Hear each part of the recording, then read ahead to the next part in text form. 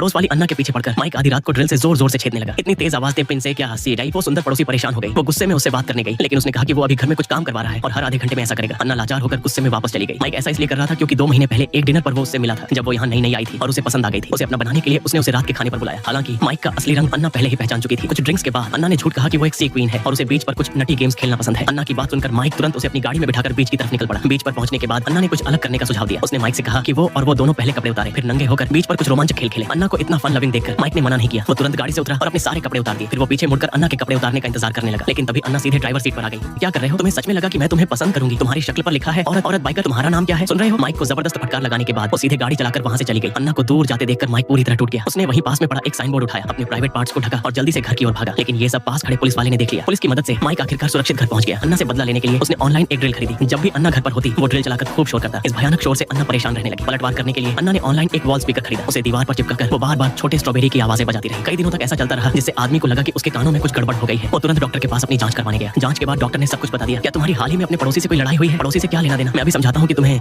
घर पर ही छोटे स्ट्रॉबेरी की आवाज क्यों सुनाई दे रही है, कंपनी में क्यों नहीं सुन रहे? ये जानकर कि अन्ना ही उसे परेशान कर रही थी, माइक अगली सुबह से ही उसके पीछे पड़ गया। जब उसने देखा कि वो कंपनी में काम पर चली गई है, तो माइक ने एक डिलीवरी बॉय का नाटक किया और एक पैकेट रिसेप्शनिस्ट को दिया, जिसे उसे मीटिंग में बैठी अन्ना को देना था। उसने झूठ कहा कि अन्ना को मीटिंग में इसकी जरूरत है। जैसे ही रिसेप्शनिस्ट ने वो चीज अन्ना के पास रखी, माइक ने बगल से रिमोट दबा दिया। अचानक हुई कंपन से दूसरे सहकर्मियों का ध्यान गया। अन्ना ने हैरानी से उसे खोला और देखा कि वो एक बहुत ही पर्सनल चीज थी। वो तुरंत समझ गई कि ये माइक की करतूत है। घर आकर माइक खुशी से नाचने लगा। अन्ना को शर्मिंदा करने से ज्यादा उसे कुछ भी खुशी नहीं दे सकता था, लेकिन उसकी खुशी ज्यादा देर नहीं टिकी। माइक को अचानक पुलिस स्टेशन से फोन आया। फोन पर कहा गया कि किसी ने उसे महिलाओं के साथ छेड़छाड़ की शिकायत की है और अगर वो समझदार है तो जल्दी से पुलिस स्टेशन आकर सरेंडर कर दे। इस अचानक फोन कॉल से माइक डर गया और तुरंत पुलिस स्टेशन पहुंचा। उसे लगा कि शायद किसी ऐसी लड़की ने शिकायत की है जिसके साथ उसकी एक रात गुजरी थी, लेकिन जब वो सब सच बताने वाला था तो पुलिस ने कहा कि किसी महिला की कोई शिकायत नहीं आई। क्या कोई तुम्हें परेशान कर रहा है? माइक को तुरंत सब समझ आ गया। ये जरूर अन्ना की नई शरारत थी। उससे में वो घर वापस आया और अन्ना के दरवाजे की घंटी बजाई। ओए बदमाश, क्या तुम बीमार हो? क्या तुम्हें गिरफ्तार कर लिया गया है? लगभग पहचानते ही नहीं। ये देखकर कि अन्ना गंभीर हो गई है, माइक ने जल्दी से कहा कि उनकी आपस में परेशान करने की लड़ाई यही खत्म होती है। उसके किराए के अभी 2 महीने बाकी हैं और जैसे ही उसका किराया खत्म होगा वो तुरंत यहाँ से चला जाएगा। उम्मीद है कि इससे उनका हिसाब किताब बराबर हो जाएगा। इतना कहकर माइक मुड़ा और कमरे से चला गया। हालांकि माइक की बातों से अन्ना थोड़ी असहज हो गई। इतने समय तक एक दूसरे को परेशान करने के बाद अचानक ही सुनकर कि वो जा रहा है, उसे थोड़ा बुरा लगा। क्या यही प्यार का एहसास है? इसके बाद दोनों ने एक दूसरे को परेशान करना बंद कर दिया। मिलने पर भी वे अजनबियों की तरह थे। कोई बातचीत नहीं, कोई मेलजोल नहीं, लेकिन आखिर वे पड़ोसी थे। चाहे नीचे सुपरमार्केट में हो या दरवाजे पर लिफ्ट में, वे हमेशा एक दूसरे से मिलते रहते थे। धीरे धीरे दोनों को एक ही समय पर महसूस हुआ कि वे शायद एक दूसरे से प्यार करने लगे हैं, लेकिन पहले की आपसी परेशानी के कारण किसी में भी हिम्मत नहीं थी कि वो खिड़की के पर्दे को हटाए। और अन्ना, जो कभी शराब नहीं पीती थी, अब दुख भुलाने के लिए बार में जाने लगी।